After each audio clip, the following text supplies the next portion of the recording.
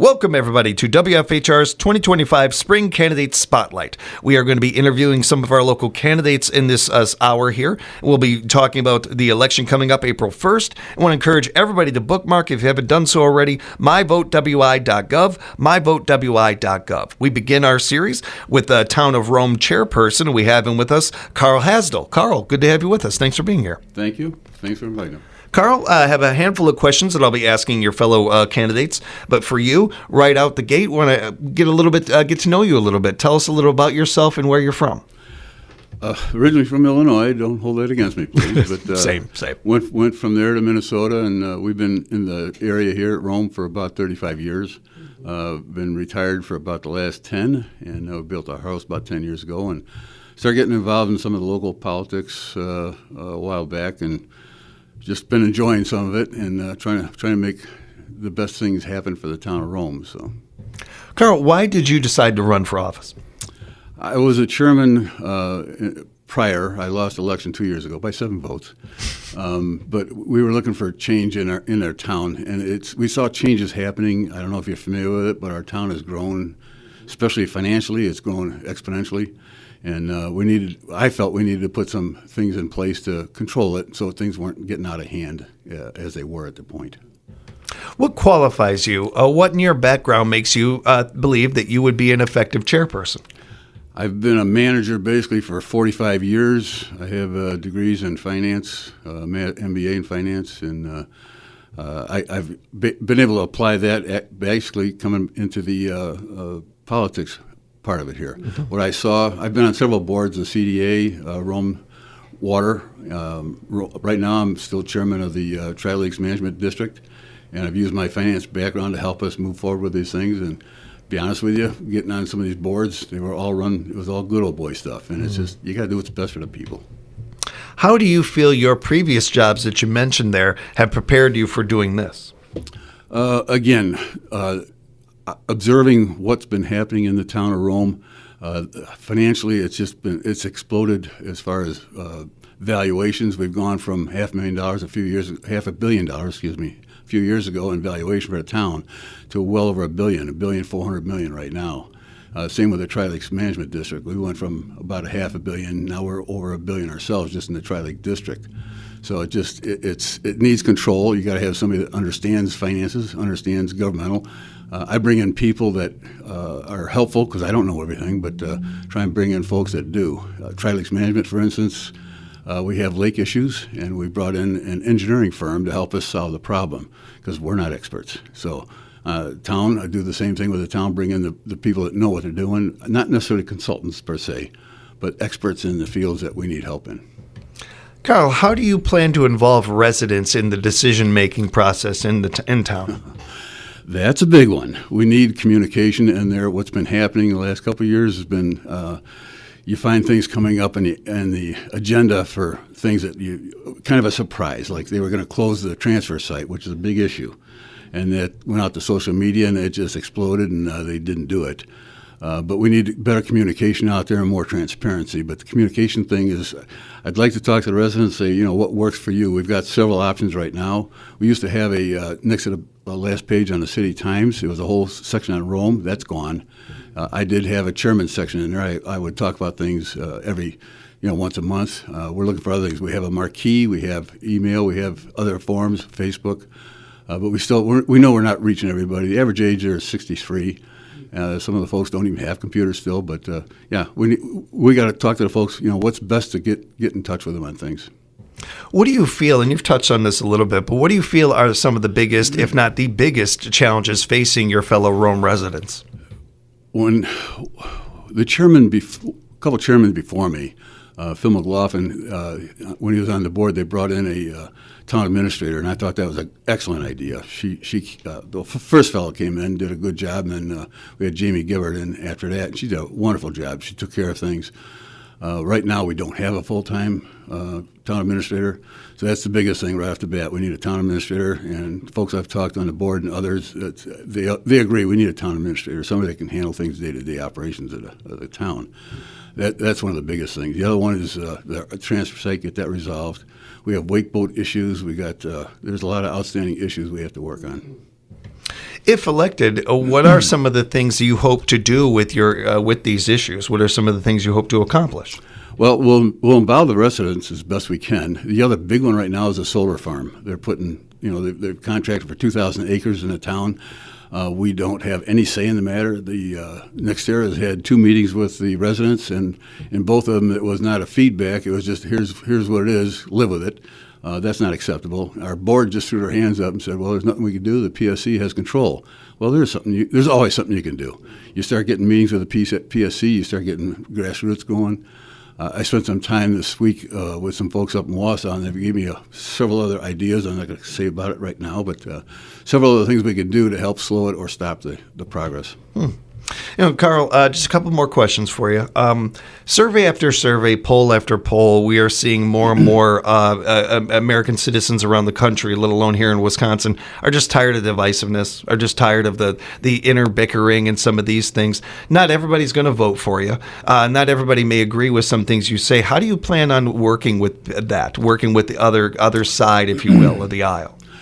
We just got through a primary, and I took 64% of the vote. And unfortunately, I had to go negative on it because there's things happening in the town. We had favoritism going to certain businesses to the tune of where there was a $40 million change in our asset value that got affected to the residents, things like that. But going forward now, it's going to be all positive. Here's what we plan on doing.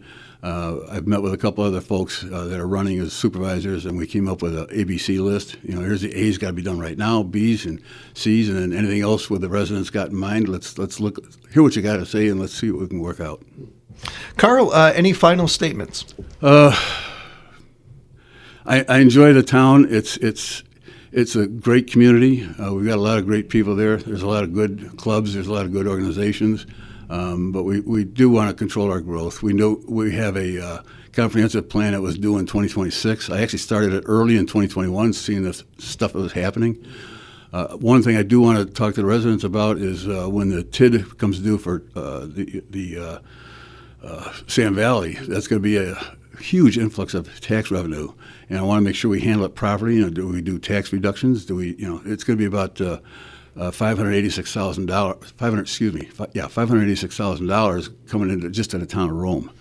Yeah, and it's going to be over $2 million between the town of Rome, the county, and the school boards. So we want to make sure that it's handled properly. So I want to get the folks on that, and let's, how do you want to handle it? Carl, I really appreciate the time. Thank you so much for not only joining me today and putting up with my questions, but for taking time out of your life to volunteer to be a board member, to even be a part of this process. We need more people doing this, and I appreciate that, sir. Thank you very much for doing this for our community. If people do have follow-up questions or they would like to reach out to you or anything like that, is there a way to do that, or just go ahead and wait and see if you get elected? No. Call me.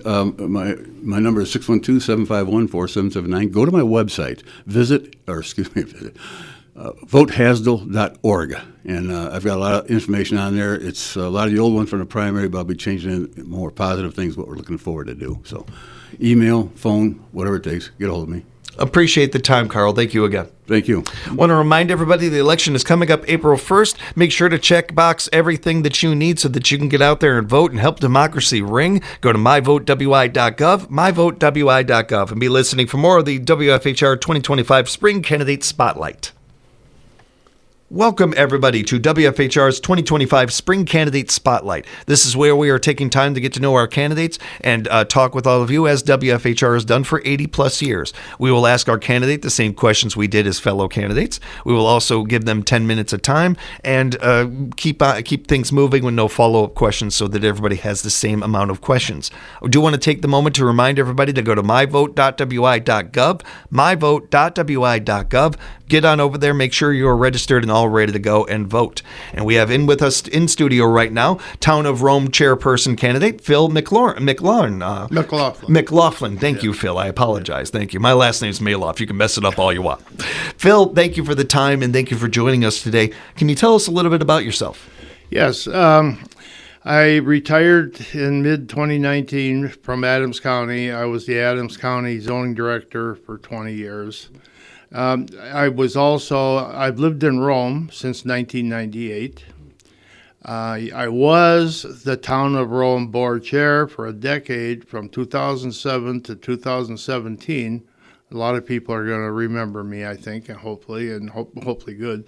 But yes, and then other than that, I stay busy these days. I do some survey work for the USDA and everything like that. So I get out of the house. I'm still with people here and there. It's not good to be withdrawn from the people. Why did you decide to run for office, Phil? Well, when I decided to run in 2007, it's because there were issues, several of them, and I felt that the town needed better direction and to clean things up. That was why I ran in '07, and I guess pretty much the reason I'm running now is there are issues in town, as many residents will tell you, and I would love to get us on track again. And with a lot of things the way they are, some of that is easier said than done, but I'm a hard worker. What do you feel qualifies you, Phil? What do you feel makes you perfect for being a Town of Rome chairperson? Well, again, I'll go back to my work experience at the county, 20 years. I dealt with the public every day, being the Rome chair for a decade. I'm also on the county board currently. So I'm as a Town of Rome representative, of course. So I have a lot of background in government, and I have a lot of background in problem solving and with my job at the county and so on and so forth. So I think in my willingness and determination, I think I throw that in the mix too. We feel that this is an opportunity, not only a chance for our audience to get to know our candidates, but also know the jobs that they are running for and the jobs that they are doing. Oftentimes, people don't understand what a particular job does. Can you tell us what a Rome chairperson would do? Well, the Rome chairperson is a multitude of things, but the Rome chairperson is responsible for what is on the meeting agenda. That's the person who approves it as is, and puts things on that should be on at that time, or doesn't put them on if that's not the proper time, so on and so forth. Typically, when you get into bigger government like the county, a chairperson's role ends up being a little something different than in a town chair's role. And at the county board level, typically the chair is the one who keeps order and keeps things on track and things like that. Yeah, I think you'll find in local government, like town government, put it this way, when I was chair in the past, I was very outspoken, and you see that at the town level. It's different, and I think it's important because the chair has opinions too and should not be afraid of sharing them. How do you plan to involve residents in the decision-making process, making sure that communicate events and making sure that everybody is on the same page, accessibility, accountability, some of this? Yes. The Town of Rome has been working very hard to get information out to people. I mean, your best efforts is sometimes you can't necessarily blame the people trying to do it. They're doing the best that they can. And that's important, and I applaud the folks that are in place that are trying to do that, because I know they are. Is there always room for improvement? I say yes, there is. And I'm a strong believer in involving citizens, strong. And just as I did at my job as a director, I had several staff that worked for me. But I had staff meetings regularly. I love to hear their ideas and things.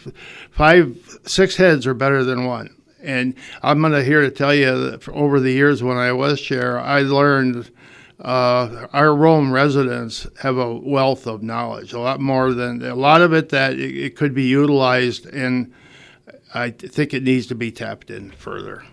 Phil, just a couple more questions for you. What do you feel are some of the biggest, if not the biggest, issues facing your fellow Rome residents? Well, one of the things going on, and has been going on for a while, is our transfer site, which of course is where you take your refuse and recyclables and so on. Historically, it's been a battle to keep people that should not be bringing in all their waste, and the town of Rome's residents paying for it because it has to go to the county landfill, and you got to pay for that. And that historically has been a problem, trying to control that and keep. So now the latest thing is there's been a sticker issued. You get for each vehicle $20 a sticker, and they're going to really crack down, from what I'm being told, on being checked. If you have a sticker, and of course you can only get one from the town hall, and you can only get one if you can show you're a resident. So I think anything that will keep the Rome taxpayers from paying to get rid of somebody else's trash needs to be pursued. Whether the charging the fee for each tag is the only way, I wouldn't say it's necessarily the only way. That's something that they're at least trying.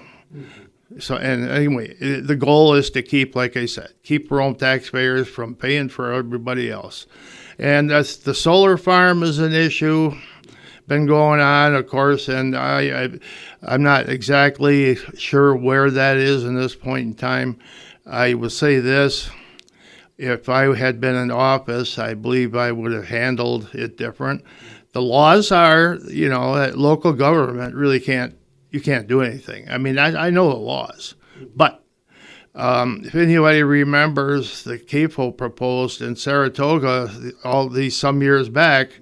Well, Saratoga had absolutely no rules or regulations. They didn't even have a comprehensive plan. They had nothing.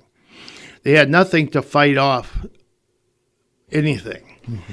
Well, and that cost them dearly. And the CAFO, what stopped the CAFO at the end of the day was public opinion. It crushed it, I think. And I think in Rome, I would have rallied up the people, because I think the majority are against the solar farm. I would have rallied them together, and we would have done what's necessary, whether you take several buses and you go to the PSC in Madison, Public Service Commission. And I've been in front of them before when I was chair over the town getting the water tower thing, and that created a whole lot of issues too. But yeah, I think those are a couple of main things. The other thing, recently, there was a mix-up in tax bills, and I do know enough from, like I said, I'm on the county board too, that issue, neither the county or the town are solely at blame. They're not. So, and life happens, So, and I just think that the town, there's been a little bit of bashing against the employees, I think. I think that's unfair. Until you walked a mile, and different things. I worked well with the staff when I was there. I didn't micromanage. I think that's a big mistake. Mm-hmm. Yeah, you intervene where you need to, but don't be you know what I mean? Don't have your nose in everybody's business all the time. I never did that, and I don't believe in that. Phil, cannot thank you enough for the time and taking time out of your day to put up with my questions, but also putting into our community and doing things like this and running for candidacy and the current work you are doing. Do you have any final statements for the people? Well, I would just say this. I was the chair for a decade. I must have done a couple things right to stay there that long. I'm a very determined and a determined worker and pursuer of things. I do not get intimidated. I do not. I don't. So over my time dealing at the county with people and dealing with attorneys and things, you learn to learn a few things of your own, and and getting intimidated is typically in somebody's position like a chair or something is not good. Phil, if people have follow-up questions, if they'd like to reach out to you, is there a way to do that? Yes, I'll give my personal email address if anybody wants it.